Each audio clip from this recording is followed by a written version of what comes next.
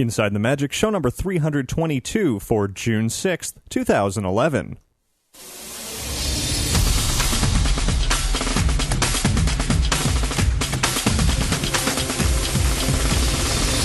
It is Monday, June 6, 2011. This is show 322 of Inside the Magic, and as always, I'm your host, Ricky Briganti. Got another great show packed with Disney and theme park news and a whole lot of fun from Disneyland this week. And before we get started, I do invite you to visit InsideTheMagic.net for all of our podcasts, videos, photos, news articles, and a whole lot more. And if you ever have anything to add to the show, just email me at ricky@InsideTheMagic.net or call 407-494-4ITM. That's 4486. And now, let's get on with the show.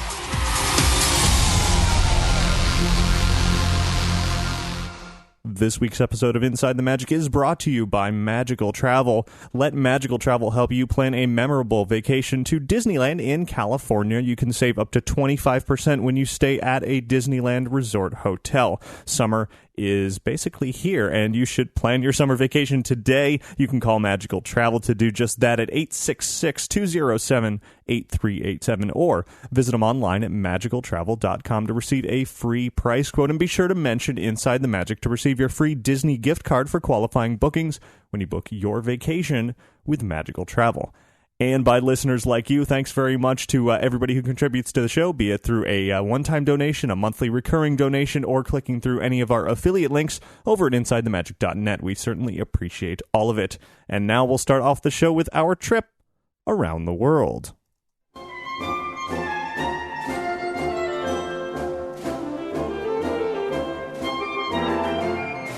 So, plenty to talk about this week. In fact, entirely too much to talk about. It's been an incredibly busy few days. I've been out at Disneyland for their big Soundsational Summer media event that was 2 days long. That was on Thursday and Friday, and then I stayed an extra couple of days, which is why I'm now recording this on Monday night instead of on Sunday.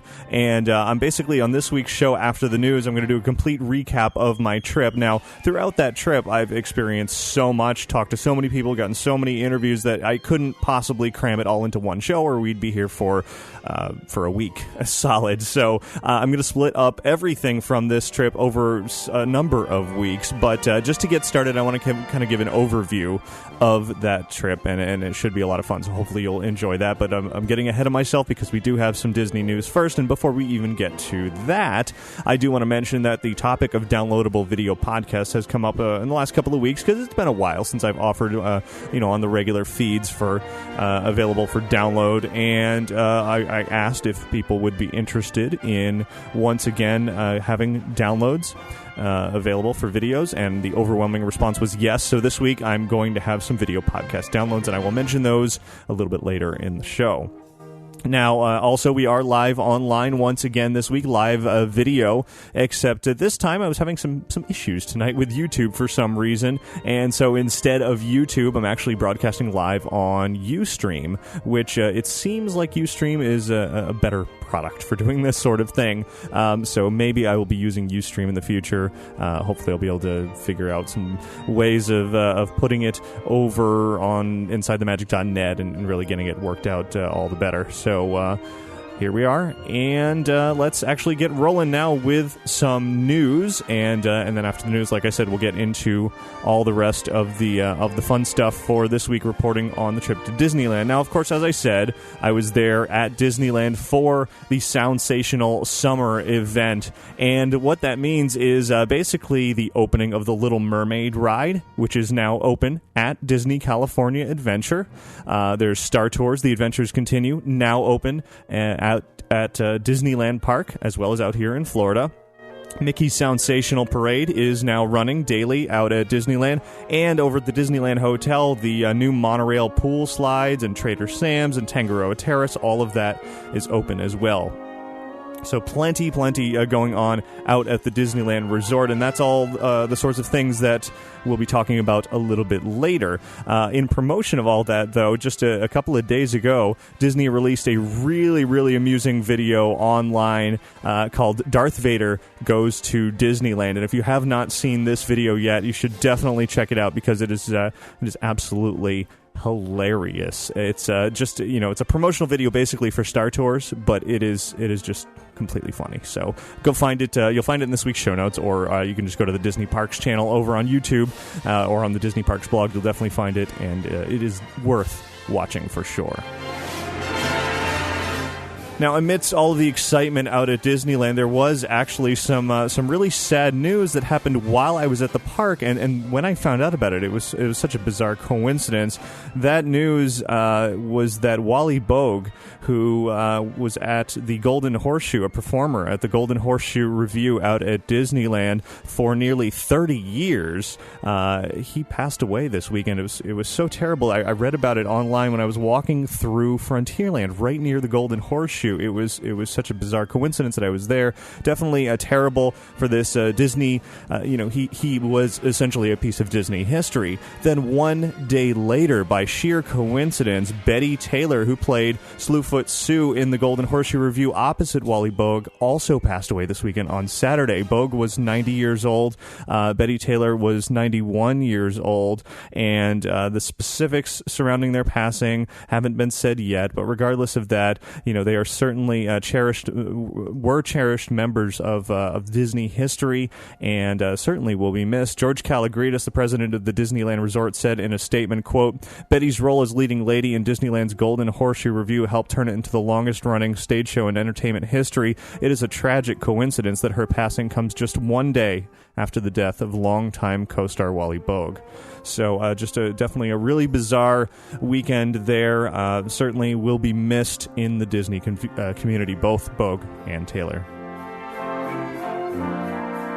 Turning to some happier news out here in Florida for now, and we'll definitely get back to the Disneyland Resort a little bit later in the show, but this past Monday, for all you American Idol fans out there, you may have been at Disney's Hollywood Studios when Season 10 winner of American Idol showed up in the park. His name is Scotty McCreery, and he was there after winning just a few days prior. He showed up there in a motorcade, answered some questions on stage, and then performed his first single called "I Love You This Big," which I want to play just a quick snippet of his performance for you right now. Let me just cue that up. At it, and then I lost. I know I'm still young, but I know how I feel. Might not have too much experience, but I know when love is real. By the way my heart starts pounding when I look into your eyes,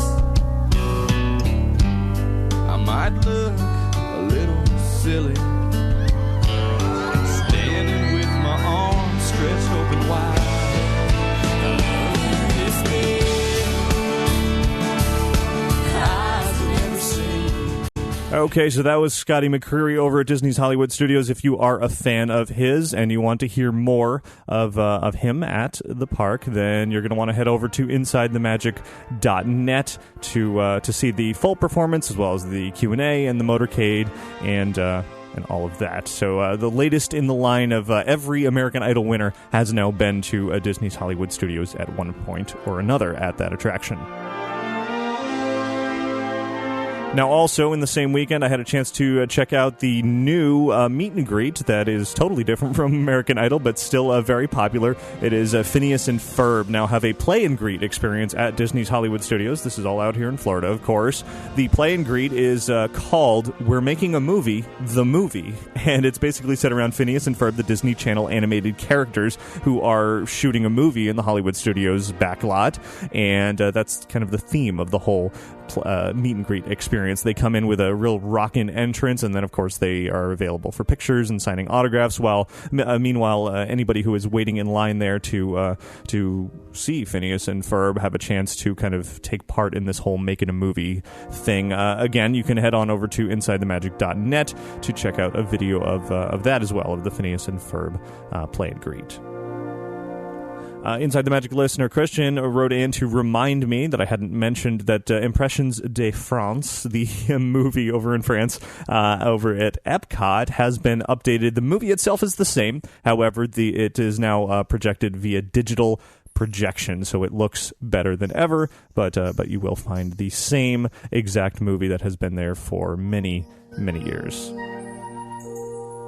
Here's a fun bit of news that is not necessarily official Disney, but definitely worth mentioning here on the show. There's a new t-shirt out there available for purchase called the Dole Whip Tiki shirt, and it's designed by a designer who was in the Walt Disney Imagineering Imaginations competition. He also runs a blog over at disneydesignerland.blogspot.com, and it's basically this tiki character eating a Dole Whip, which I think is just a fantastic shirt.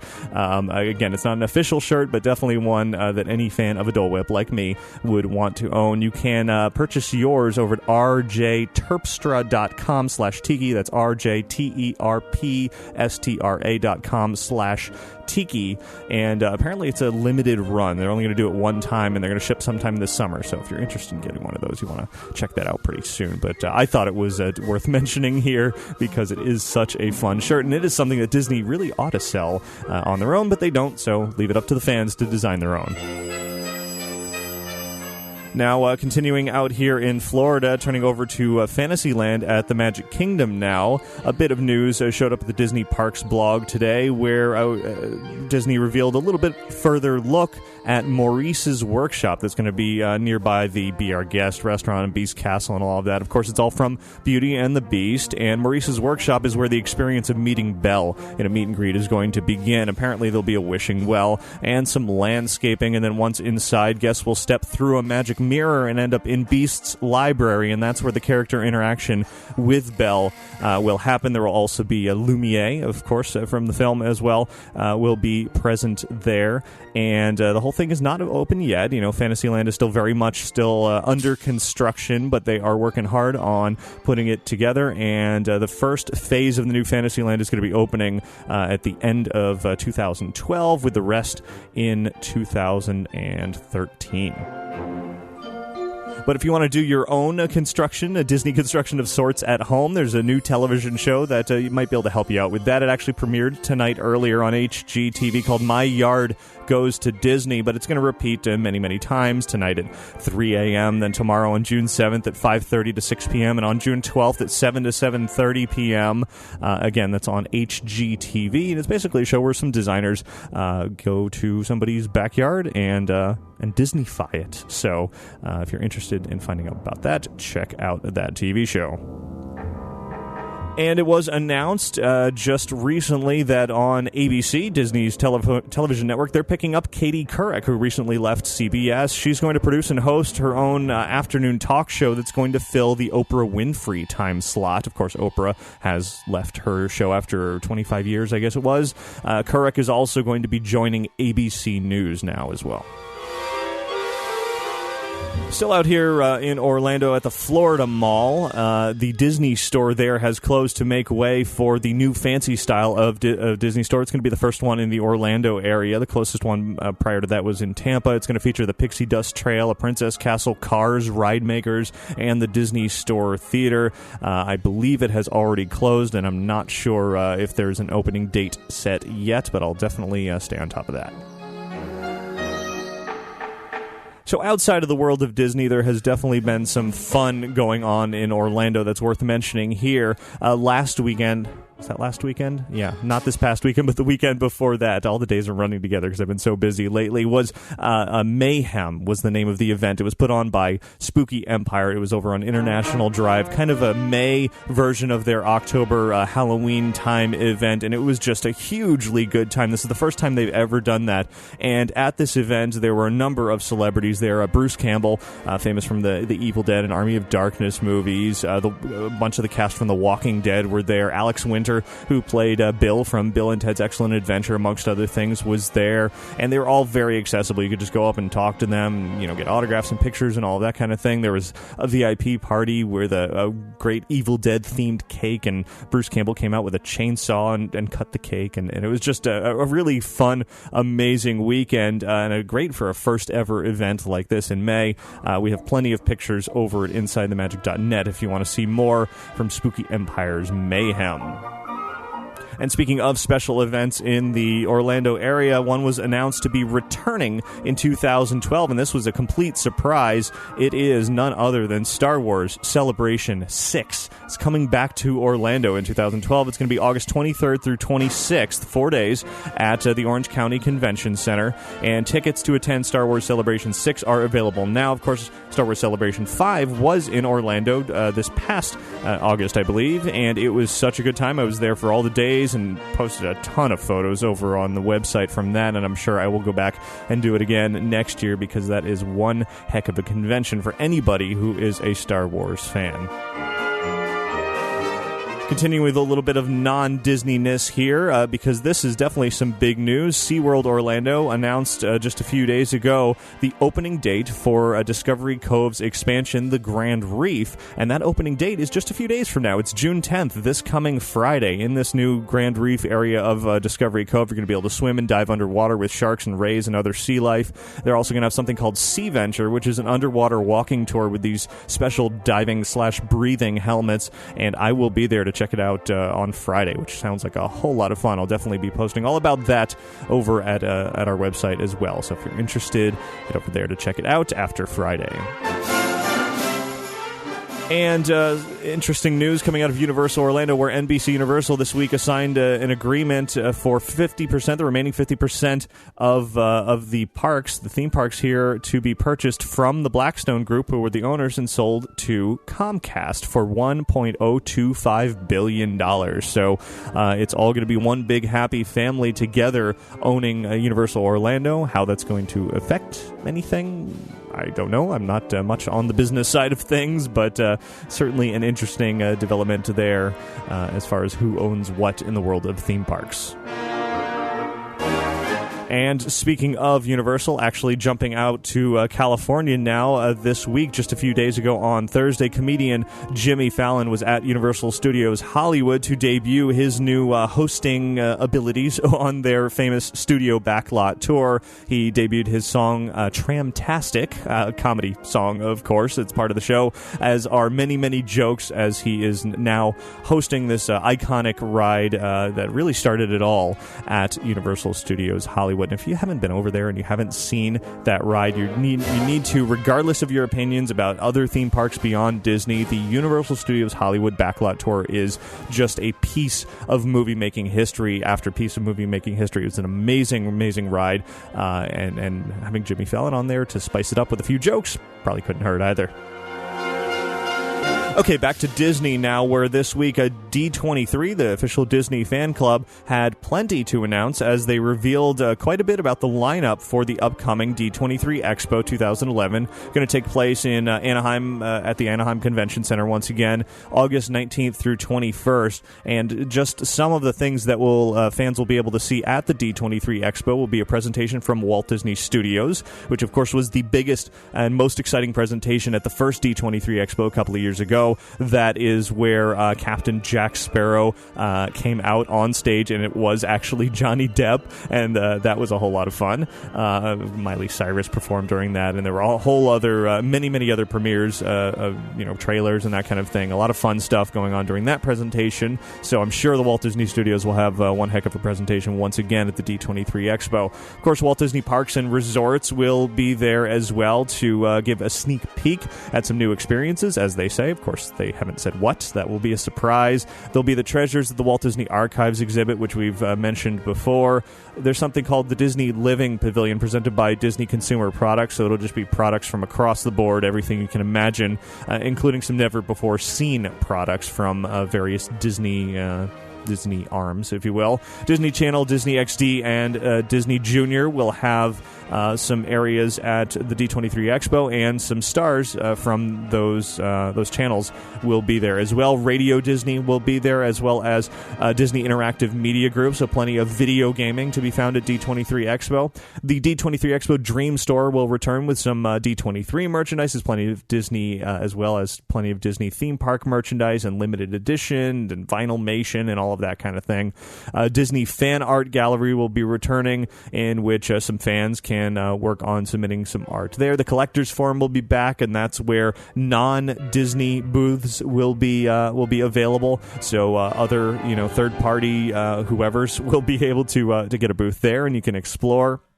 Of course, there's the Ultimate Disney Trivia Tournament, which we have mentioned before. And then just today, D23 announced that there will be an advanced screening of The Lion King in Disney Digital 3D, which they've been working on for quite some time, converting that movie to 3D. That's going to be on August 20th. And just a few weeks later, beginning on September 16th, The Lion King in 3D will begin its special 2-week theatrical release, followed by home release on Blu-ray and Blu-ray 3D on October 4th. But certainly plenty of excitement to be found throughout the D23 Expo. I'm sure more details will surface between now and then, but tickets, of course, are available now and are at a discounted price through the end of this month, through June 30th, over at d23expo.com. So if you want a discount on your ticket and all of that sounds exciting, you're going to want to head out and purchase that as soon as possible. Let's turn to the world of video games now, where another event is going on right now. It's E3, which is a huge event every year, and at this year's E3, a video game called Kinect Disneyland Adventures was announced for the Xbox 360, of course using their Kinect feature, which is controller-less video game play. And in this new game, the game makers have basically recreated Disneyland, the park, in a video game. So you explore, you walk around, you see Mickey Mouse, you give him a hug, and then when you approach a ride, you get kind of warped into this mini-game version of a ride where you can fly through or sled through on a Matterhorn bobsled or all that kind of thing, and grab things along the way and throw snowballs and shoot things, and there's all kinds of things that you can do. It's not necessarily a faithful recreation of the rides. It's more like games that are inspired by the rides, but definitely sounds like a game to watch, especially if you happen to have an Xbox 360 Kinect, which I do not, and I'm not sure that I will buy one just for this game, but I'll play it somewhere. Hopefully it'll be a demo in a store or something. In the world of movies, The Nightmare Before Christmas has been announced to be becoming available for the first time in 3D at home, and that's going to be on August 30th on Blu-ray 3D. Recently, I mentioned that Kaboom, the kids unit of Boom Studios, the comic book creators that have been working with Disney to create some really excellent comics, they came out with DuckTales #1, and already DuckTales #1 has sold out from distributors. It may still be available in your local comic store, but they're already moving into a second print, which means DuckTales is probably going to be here for quite a while. All new adventures with Scrooge McDuck and the gang, and I have my copy of #1, and I'm looking forward to diving into it because I certainly love me some DuckTales. And that's pretty much it for news from around the world this week. I do want to mention real quick that I'm going to have an update, a long-needed update to themeparksin3d.com, also known as insidethemagic.net/3D. That's where I've been posting, or at least I put up an initial group of 3D pictures from Disney's theme parks and a few others outside of Disney as well, available for download and putting on a Nintendo 3DS for you to view glasses free on there, or you can just look at it on your screen in side-by-side or red and blue formats. Point is, I'm going to be updating that very soon because I have hundreds, literally hundreds more 3D photos to post, and I just haven't gotten around to it quite yet. From Disneyland, just in this trip that I was on, both parks there, all the parks at Walt Disney World, out at SeaWorld, and plenty others, and lots of special events too. I've been taking it around to those, which is a lot of fun. So I will certainly let everybody know as soon as that is updated. And definitely check this week's show notes to find links to all of the stories that I just talked about, especially the videos. So many of the stories I just mentioned have videos associated, as well as things coming up later in this week's show. So check all of that over at insidethemagic.net, and that'll do it for your news from around the world this week.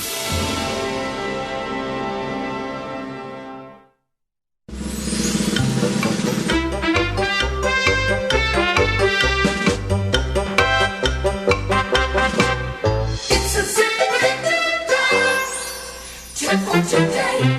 So this week's tip is kind of something special because it's actually from me, and it comes directly out of my trip out to California that just ended early this morning. My tip, and this may not apply to everybody, maybe I just had a bad experience, but I went to Storytellers Cafe over at the Grand Californian, and for the very first time this trip, I thought, hey, I've passed by this place so many times, let me finally eat there.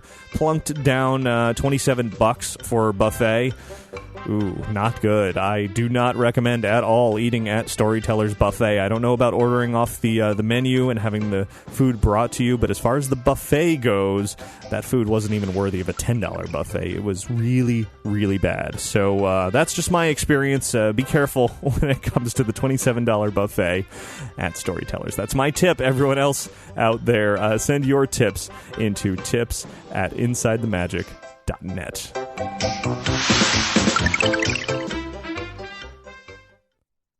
Now, before we jump into this week's excitement all about my Disneyland trip that I just got back from, I do want to put in a quick word about Lanyard Lab. If you have a business, you're looking to find a great way to promote that business, or maybe you just need to wear name tags or ID cards around your neck, you can find us over at lanyardlab.com, and we will be happy to make exactly what you need for those purposes. We'll put your business name, logo, any color, any graphics that you want on a lanyard. And in fact, it's so easy. Just go over to lanyardlab.com, fill out the price quote request form. We'll send you back exactly that, a price quote for your design. You can send us all your details that way. You'll actually get back a proof as well, showing you just what your lanyards will look like. And from there, you can just order online. It's as easy as that, or you can request any changes. We're happy to make them all for you. So check it out over at lanyardlab.com. That's LANYARDLAB.com.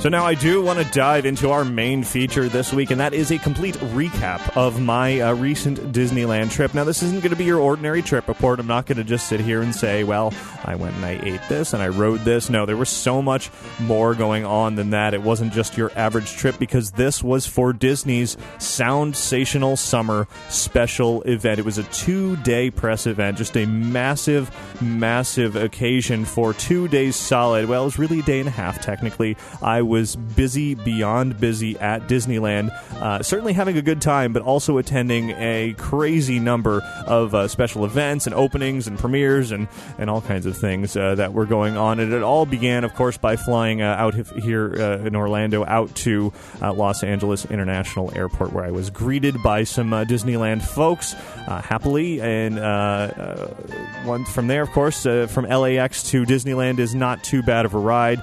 And arriving, we actually ended up staying at the Grand Californian this trip. Last time we went out, we stayed at, I think it was a Holiday Inn or something like that. Not too thrilled with that decision, so it was definitely back to the Grand Californian this time. I highly, highly recommend that hotel. In fact, I think it is my favorite Disney hotel. Yes, it's a bit pricey, but it is worth every single penny. So from there, we checked in to the Grand Californian Resort and checked into our room, where we had a fantastic pool view. Haven't stayed there with a pool view before, so I really enjoyed that. And after that, we were there flying out Thursday morning. The first event was that afternoon. After a small plane issue and an almost delay, that was a little bit nerve-wracking, but we got there in plenty of time, and it was time to check in for our event. Had a little bit of time to kill, and so, of course, I had to run over before the very first event of the day for the opening of the Little Mermaid, actually, was the first one. Before that, I had to run over to Whitewater Snacks at the hotel and grab some chicken nachos, because they are fantastic. But I said this trip report was not going to be about me and eating and riding and stuff. Of course, it's about Disneyland and the new things that are available in that park. And, of course, the main reason for going out there was the brand new ride, The Little Mermaid, Ariel's Undersea Adventure. Now, here's how this is going to work. I have so much that I came back with from Disneyland from this trip, from The Little Mermaid and beyond, that I cannot include it, as I said earlier, all in this one podcast this week. We would be here absolutely forever. So what I'm going to do is I'm going to run through, continue kind of just glossing over everything that I did throughout these couple of days from this point on, and really give you an overview of what went on throughout these press events, taking you, a little bit behind the scenes, and then in the coming weeks here on the show is when I'm going to start to share specifics. I'll share audio from the Little Mermaid ride. I'll share interviews about the Little Mermaid ride, and so on and so forth. So definitely stay tuned to Inside the Magic for the next couple of weeks. Well, more than a couple, probably a few weeks to get through, to get to all of this great and wonderful content that I was able to pull together from this trip. So back to it then.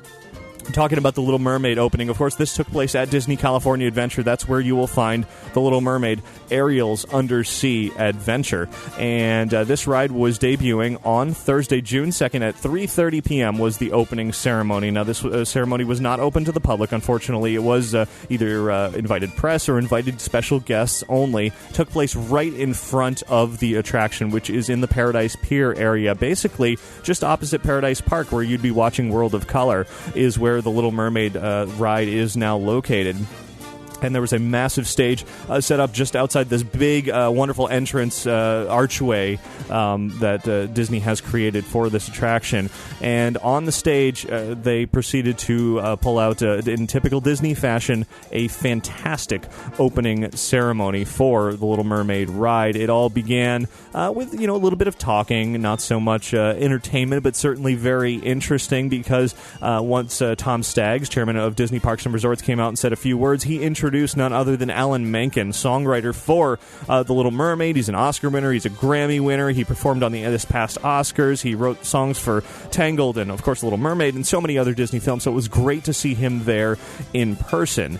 And what could possibly follow up Alan Menken being on stage? Well, how about Jodie Benson, voice of Ariel herself, got up on stage and sang Part of Your World, which was absolutely fantastic, and that's something I will happily share on probably next week's show, but you can already go over to the website and see a video of that if you're eager and dying to see that for the moment.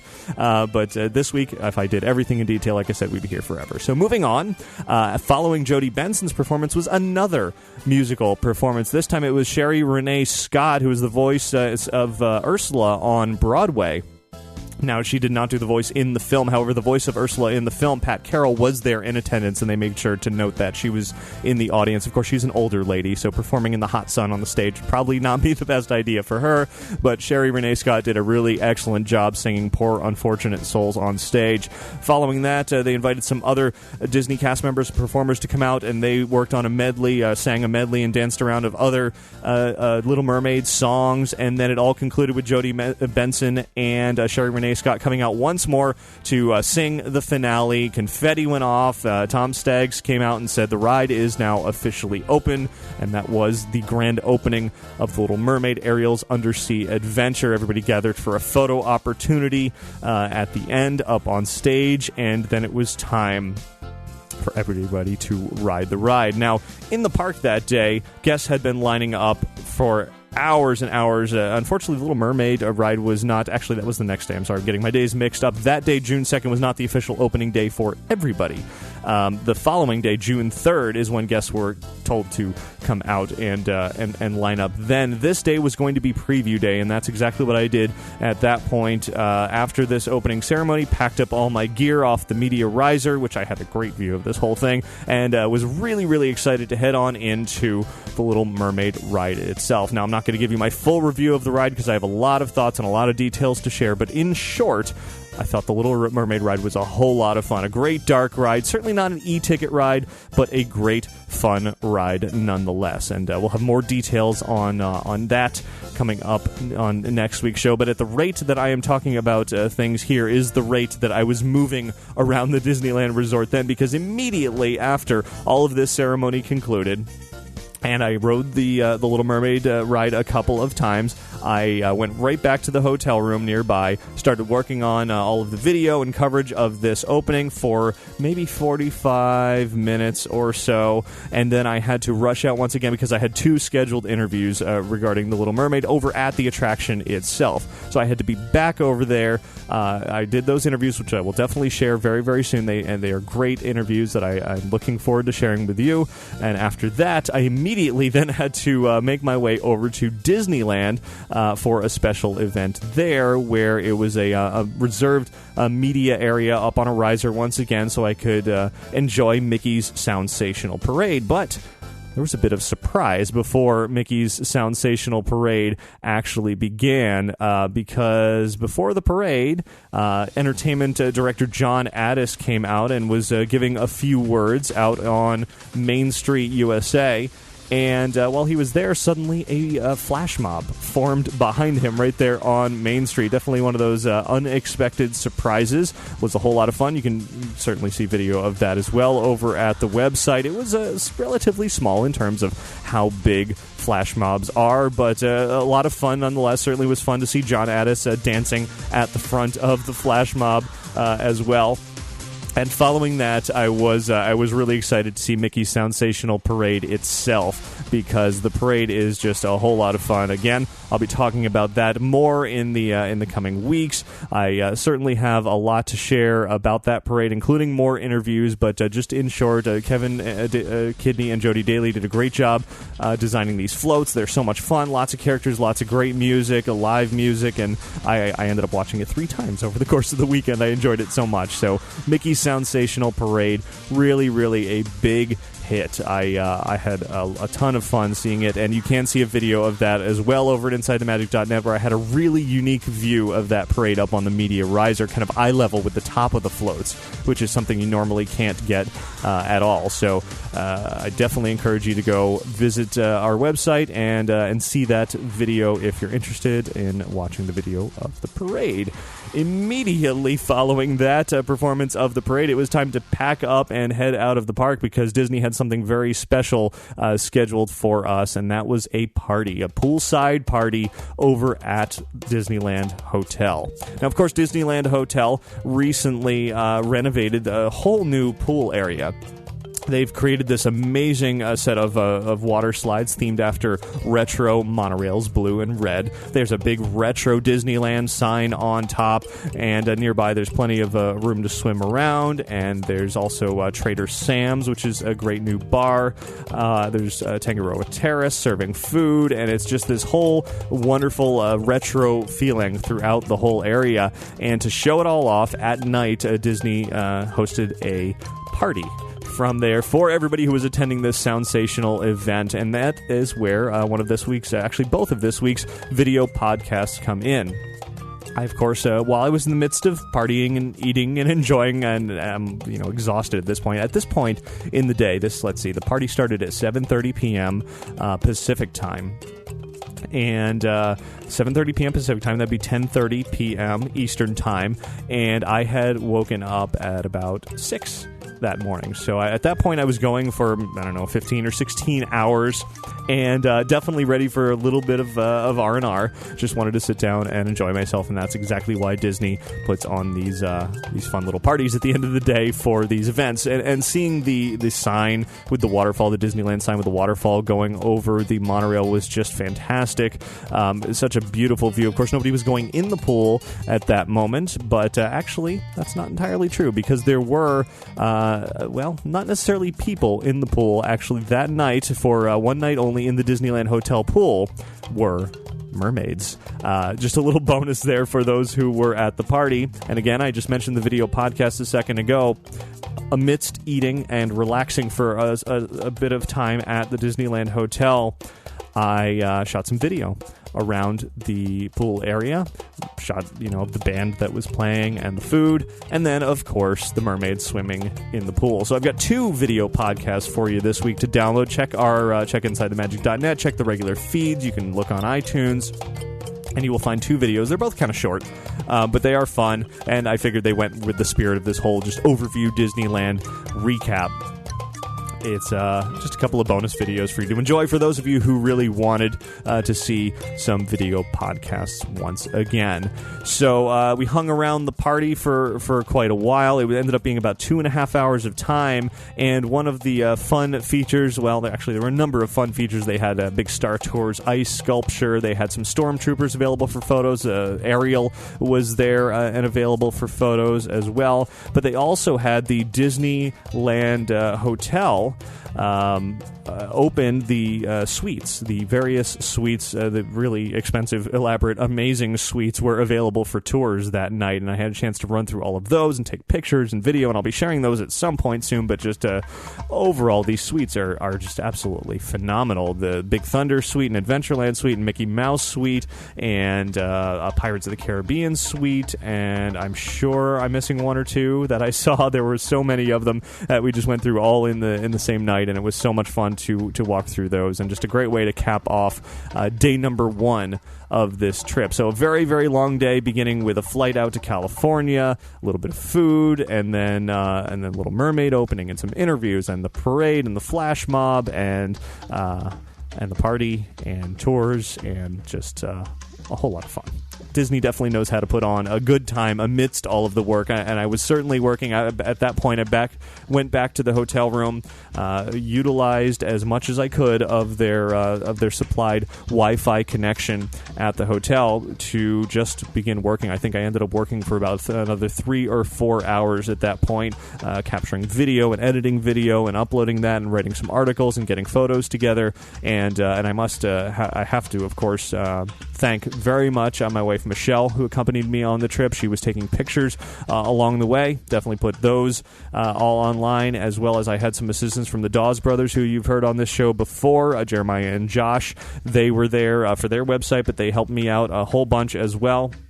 So definitely big thanks to Jeremiah and Josh for that, and everybody should check out their website over at dawesbrothers.com. I think they'll be posting their reviews and updates from that event very soon, but certainly a whole lot together, and this was only day 1 of a 2-day media event. This is one of those things where you wish Disney could put on all of this great entertainment for everybody that goes to Disneyland, but there's only so much room to go around, I suppose. The Little Mermaid opening probably set, I don't know, at least 150 people, maybe 200 people in front of the stage, plus everybody who was on the riser, which is where I was, with the tripods and video cameras and all of that. Maybe there were 200 to 300 people there, and then some people spilling in over the sides who could catch a glimpse of it. And that's really all the room that there was in that area. So there's not really anything Disney could do more for that presentation to allow more people to see it. The parade, of course, Mickey Soundsational Parade, everybody could see it. It was going up and down, through the park, starts at Small World, ends down Main Street, so a lot of chances to see that. And then, fortunately, Disney puts on these wonderful parties at the end of the day, which are always fun. Again, that was only day 1 of the experience, and before I get to day 2, I actually want to switch gears here a little bit, because there's somebody who used to be on this show. You might remember him, somebody named Skipper Ben.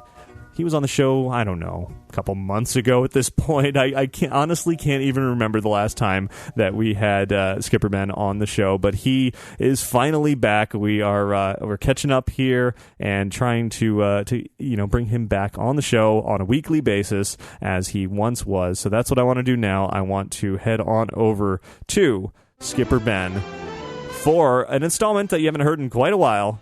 It is Cruising the World, and then after he's done, I'll be back to talk more about my trip to Disneyland. Hello everyone, Skipper Ben here, and it's time for another edition of Cruising the World. Now I know, I've been away for the last few weeks, but you know who's been away even longer than I have? Princess Lisa. Hello everyone, welcome back. Where have you been? I've been on vacation. I don't remember going anywhere. Yeah, really, I haven't. I just haven't been doing this. I've been going to bed. Yes, because as we sit here, I stand here to record this. Princess Lisa had to sit here and record this as we were just a few months away from having another little munchkin that we have to drag around the Disney theme parks. We've been telling Abigail that she needs to keep telling Baby about how wonderful Disney is. So, she's been taking care of that and watching a lot of Disney programming that we recorded off the Travel Channel, and it's like playing. We think it's kind of like playing Mozart for a baby when it's still in the womb.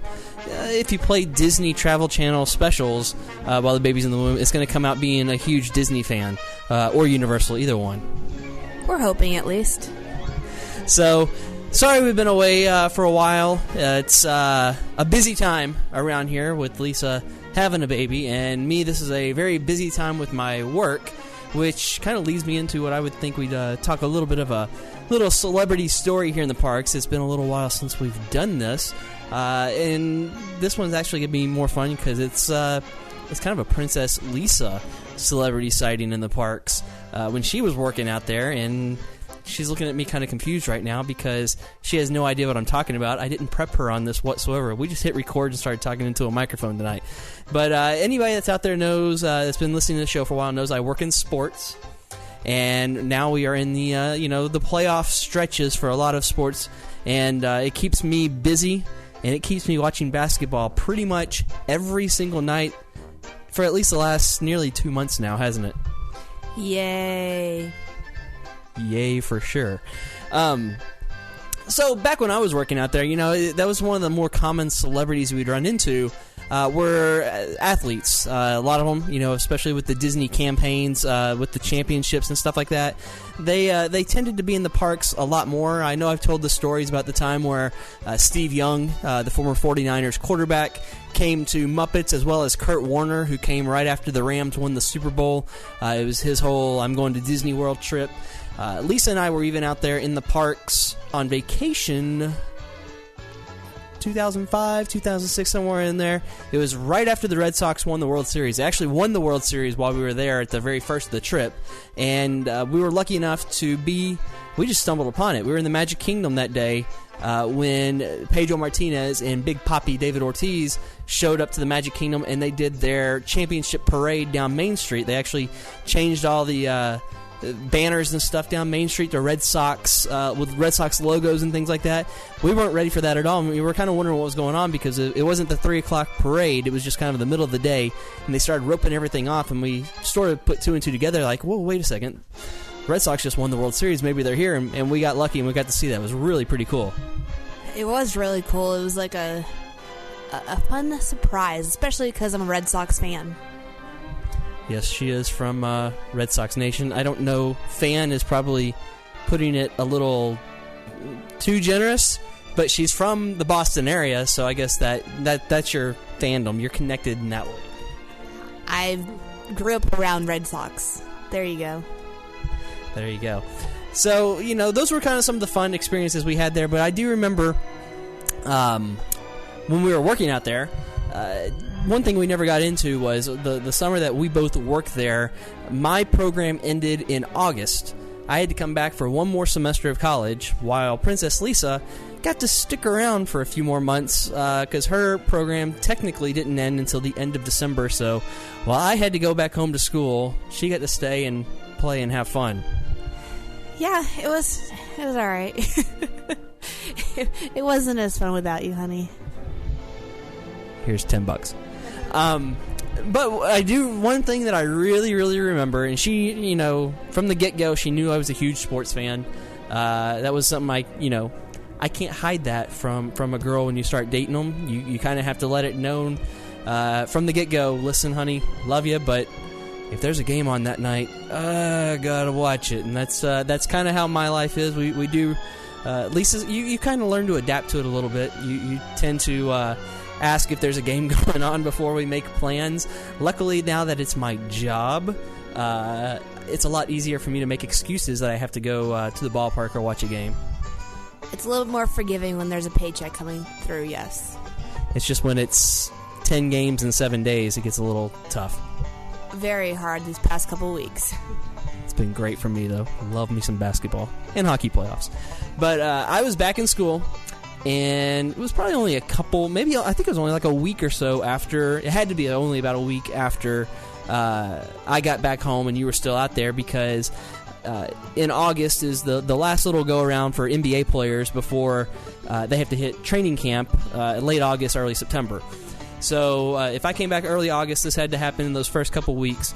And I did remember getting a phone call from you while you were out there working, and you mentioned that there was a celebrity in Fantasyland that day. Well, I was working. My job during that hour time frame was to go wow people and go and make magical moments. So I was walking around and I looked over and I saw this really tall guy, and a herd of women running after him. And I was like, wow. I was like, maybe I should go after him too. So I started walking. Wait, I didn't know about that part of the story. Well, I wanted to see what the action was all about. So I was like, who is this person? What's going on? So I start following and figuring out, I'm like, okay, who is this person? Who are they? And I had no idea. I looked at him. I was like, I don't know who you are. I had these women chasing after you. I had no idea. So someone had said, so had you seen... Hold on.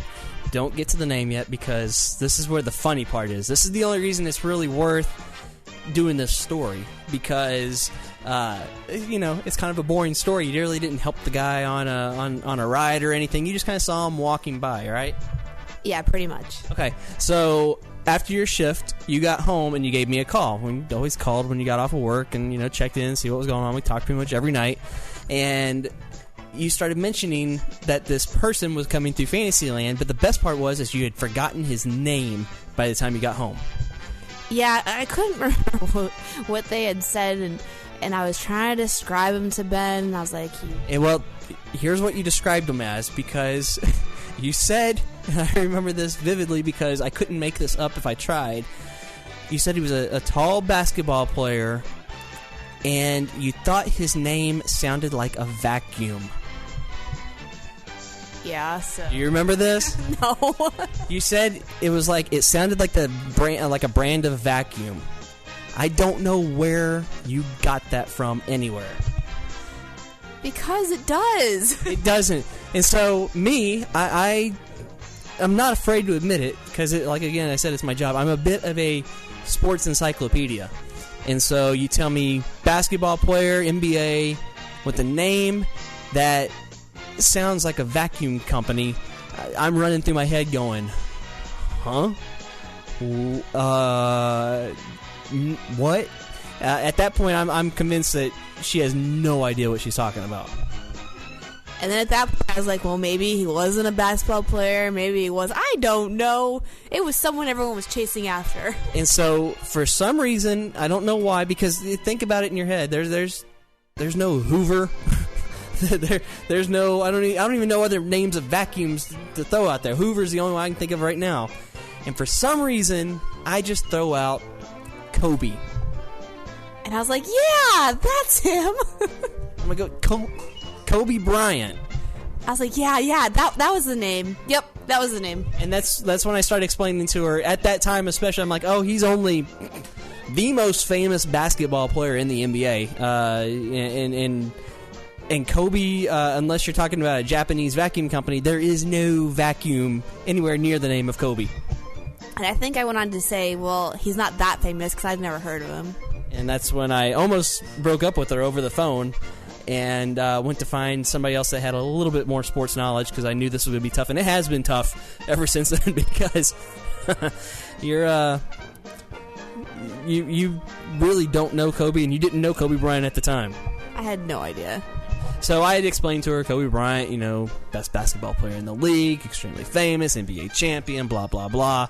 And, kind of made her realize, the greatness that she passed the time. And trust me, this is coming from somebody who despises the Lakers, but I appreciate great basketball players when I know them. And I would have, actually I saw Kobe a month ago walking around the halls when I was at work at the arena. And it's still, he's a kind of a guy that will take you back a little bit, because it's like seeing a Michael Jordan at that point. So, I explained to her who he was and all this stuff, and you kind of filled it out a little bit more, that you didn't really get to, it wasn't like one of those sightings where you got to help him on an attraction or anything like that, but it was still pretty cool seeing a guy like that in the crowds that he drew walking through Fantasyland. Well, I mean, the women were just flocking over this guy, and it didn't seem like a whole lot of men cared too much. I just remember a whole lot of women just running after him. And that's a story for another podcast, because we're not getting into that if you know the history of Kobe Bryant.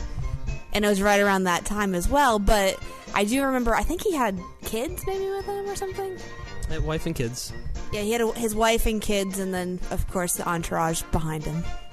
So that was a little celebrity story that is funny, because I actually came up with another celebrity story that I'm going to give you guys here not too long from now, I hate to admit this, I found a book. I found a book of mine from my first summer working out there where I kept a journal of everything that I did the entire time I was there. And I'm not just talking about Tuesday went to the Magic Kingdom, Wednesday went to Epcot. I'm talking Tuesday, arrived at the Magic Kingdom at X time, walked down Main Street, bought a Danish, rode Space Mountain, rode Pirates, rode Space Mountain again. I mean, every single minute detail that I did while I was out there that summer, I wrote down in a journal. And I actually had forgotten about this journal until my dad found it and brought it to our house about a month ago. And if you've seen the movie A Beautiful Mind, he writes everything on the wall and it's quite creepy and scary. That's kind of what this journal's like. All I gotta say is, ladies, I think you should start asking your soon-to-be husbands or boyfriends or anything if they have anything like this, because if I had known, that would have been really freaky. But the good thing I did on that was it did remind me of some celebrity sightings that I had out there that first summer that I had completely forgotten about. So I'm very happy I kept this journal, and it's also something fun that I can go back and bring some stats and things and, you know, kind of give you an idea of what a kid on a college program can do during a summer like that. And so we'll get into that in a little bit, but I'm glad I found that journal because it did kick in this idea about Lisa running into Kobe Bryant in Fantasyland when she worked out there and not knowing who the heck the guy was and thinking his name was a vacuum cleaner. You're so cute, honey. Well, he wasn't the only one. I had no idea. I remember calling you other times for other people. I'm like, and we'll get into those at other points, because we can't do it all in one show, honey, or otherwise we won't have a segment anymore. Yeah, that's true.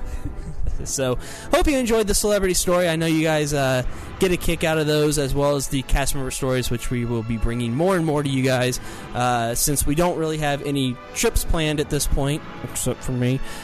What did I just say? Not fair. Yeah, my boss kind of let it slip that I might be heading out to Los Angeles here in the next month or so, which is perfect because it kind of coincides with the openings of Star Tours 2 and The Little Mermaid. You gotta twist my arm to go ride those. And something else that's going on, I don't know. What's that? Something bigger than Little Mermaid. Don't know what you're getting at. Yeah, me getting bigger than Little Mermaid.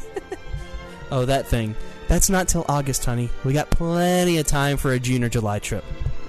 Whatever. I got plenty of time for a June or July trip. That's what Skype's for these days. I can phone in and see how you're doing. Whatever. So, we'll get into some of that stuff, though, here in the next few weeks. In the meantime, this is Skipper Ben. And Princess Lisa. Saying back to you, Ricky. Thanks very much, and welcome back to the show, both of you. It has been quite a while, and it definitely hasn't been just your busy schedule. It's been my busy schedule and Disney's busy schedule that has kept us apart, if you will. But good to hear from both of you once again, and funny story. Definitely, honestly, back when you were talking about and you were here, I probably wouldn't have known who Kobe Bryant was either, so don't feel too bad. I probably would have said, hey, that's some basketball player, and just moved on. I don't know that I would have compared him to a vacuum cleaner, but that aside, yeah, so welcome back, both of you, and looking forward to hearing more stories in the near future.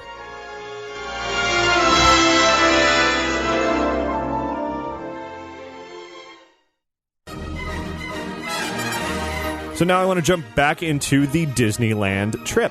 Where we left off was now moving into day number 2. The party the night before had concluded, and the next morning was Disneyland's big opening for Star Tours, The Adventures Continue, which of course had already opened a couple of weeks ago out here in Florida.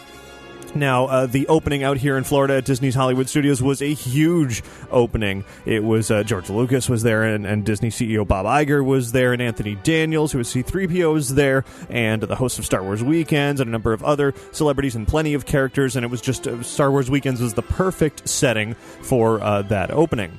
Disneyland's opening for Star Tours quite a bit smaller. Still a lot of fun, and I'll certainly share more about that in an upcoming episode, because like everything else that went on throughout these 2 days at Disneyland, I've got lots and lots to talk about. Of course, we've already talked about Star Tours a whole bunch, so I'm not going to talk about that quite as much, but I do have one additional interview to share soon for Star Tours as well, learning even more about the new version of Star Tours, which is actually where I started my day that day. I went into the park, into Disneyland Park, before it even opened, ended up going into Tomorrowland when they were rehearsing the opening show, was in the Star Tours queue, which is where I did my interview at 8:20 in the morning, and then the Star Tours opening ceremony was at 9:30, and it was a whole lot of fun. I was once again up on the riser, shooting the whole thing on video. Video is already up online on our YouTube channel, as well as over at InsideTheMagic.net. But in short, the ceremony began amusingly with the host, the very familiar hairstyle, for those of you who remember the old Star Tours Q video. And from there, they proceeded to have a bit of a battle between Jedi and Stormtroopers and Darth Vader. And then Tom Staggs came out once again, and then the whole thing concluded, and it was, a whole lot of fun. So Star Tours then opened at Disneyland, and that day, June 3rd, this past Friday, was the big official opening day for the public for both the Little Mermaid and Star Tours. So there were massive lines at both parks, at California Adventure and at Disneyland, just incredibly, incredibly long lines. The Little Mermaid that day, the line was, I don't know the exact wait time number, but the line in the early part of the day when I went by, actually, it wasn't even that early. It was after the Star Tours opening, because we were heading over there for our next stop. We walked by the Little Mermaid line, and it was stretching all the way from the Paradise Pier area, where the Little Mermaid is located, all the way back through the Grizzly River Run area, back through past Soarin', and all the way near the park entrance, which was just an amazingly long line. For Star Tours, I saw over the weekend, the biggest wait time that I saw was 225 minutes, which is just... I can't imagine anybody waiting 225 minutes for any ride. But Star Tours is a fun ride, and for those who hadn't had a chance to go on it out in California, I guess it was worth the wait for some people. But honestly, I ended up not even riding Star Tours because of all the commotion out there. Because my schedule was so busy, didn't even have a chance to ride Star Tours in California. But it's the same thing as in Florida, so. Not a big deal. But anyway, the opening was a whole lot of fun, and my next stop was a quick trip over to California Adventure, to a very special location where Disney was going to be holding their annual What's Next presentation.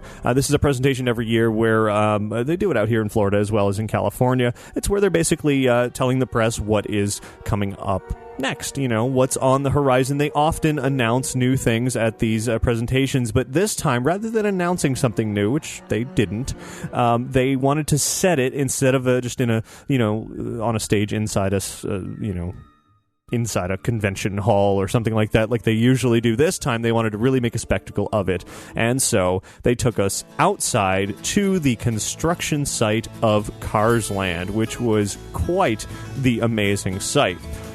Like everything else I've been talking about, I know I keep saying this, I'm sounding like a broken record. I have so much more to share from this, so I'm not going to go into too much detail, especially now that we're over an hour on this week's show, and we'll start to wind things down here a bit.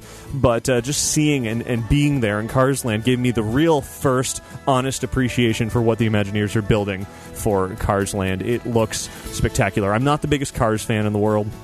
In fact, I'm not really much of a Cars fan, but Cars Land itself looks like it's going to be amazing.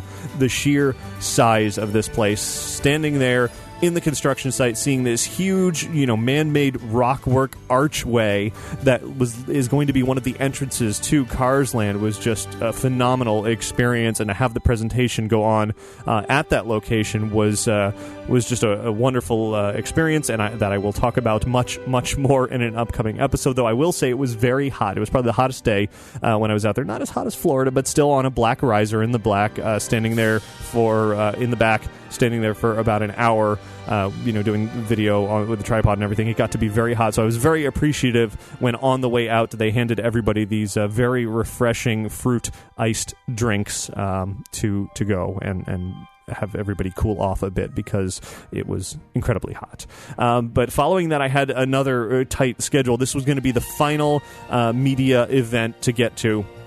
we had a series of interviews scheduled over at the Grand Californian Hotel. So I had to make my way from Carsland over to there in a very short amount of time. Fortunately, these interviews were indoors, so we got to cool off a little bit. And it was an amazing group of people from Disney to talk to about everything that had been going on for the last 2 days. So, I talked to people there from Disney about Star Tours. I talked to people about the Little Mermaid ride. I talked to people about Disney Cruise Line. We talked about California Adventure in general and all the improvements that are going on around the entrance area. Talked about Aulani, the vacation club resort that they are, working on building out in Hawaii. It opens in just a couple of months. Of course, we talked about Cars Land, which we had just talked about in the What's Next presentation, talked about Disneyland Hotel, and finally we talked about Soundsational Parade and other entertainment going on around the Disneyland Resort, and it was just a wonderful series of interviews that was just I cannot wait to share all of this with you because I got so much great information, and it was some really excellent people to talk to from Disney. So that will be in the coming weeks here on Inside the Magic as well. Finally, after all of that was done, it was time to go back to the hotel room and maybe relax just a bit. And that's actually when I spotted outside the window the Goodyear blimp flying overhead, presumably taking shots of the very long lines wrapping around the parks that day. But it was nice to be back in the hotel room where I worked for quite a while that day. Kept going and going.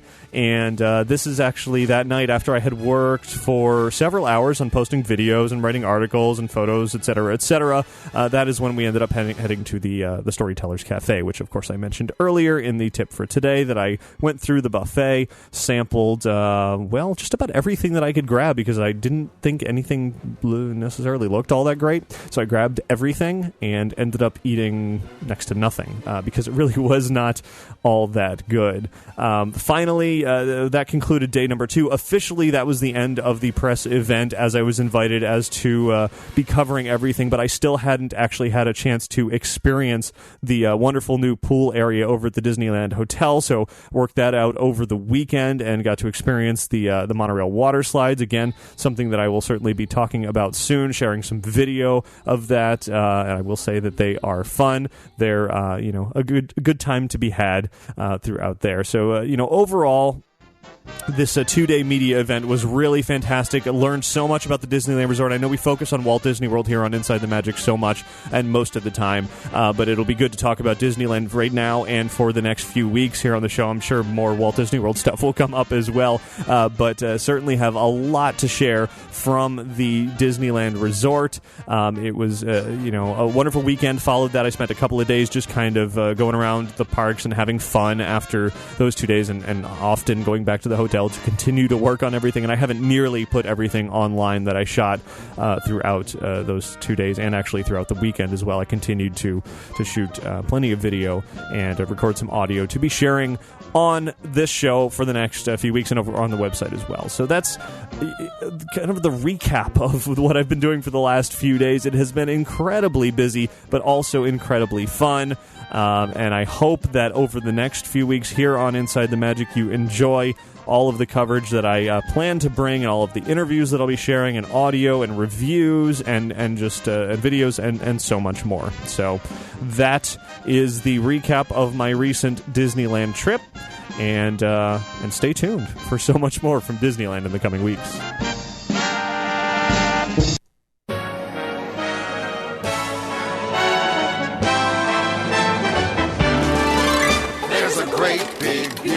Tomorrow. And that will about do it for show 322 of Inside the Magic. Skipping listener feedback once again this week because we are once again well over an hour here.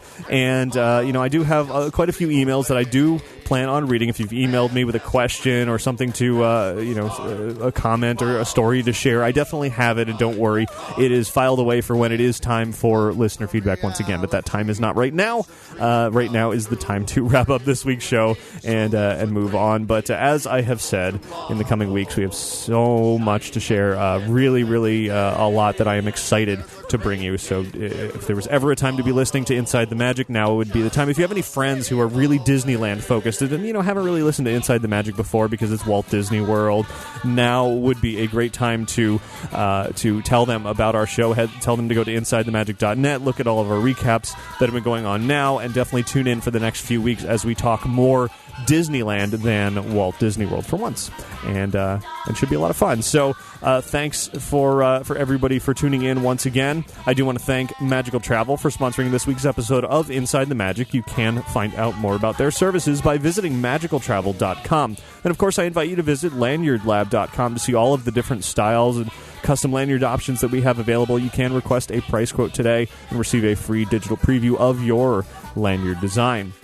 And, of course, between episodes of this podcast, please visit InsideTheMagic.net. There you'll find all of our news and podcasts and videos and photos and articles. And, of course, follow us on Twitter and Facebook and on YouTube. I think we are cresting 12,000 subscribers on YouTube. Everybody's really enjoying our videos there. That's at youtube.com/InsideTheMagic. And on Twitter and Facebook is where I was keeping everybody up to date about everything that was going on while I was at Disneyland. So much fun to be had, and much more to come. So thanks to all of you for listening each and every week, and have a magical week. Bye. At the end of every day, there's a great, big, beautiful tomorrow. Just a dream of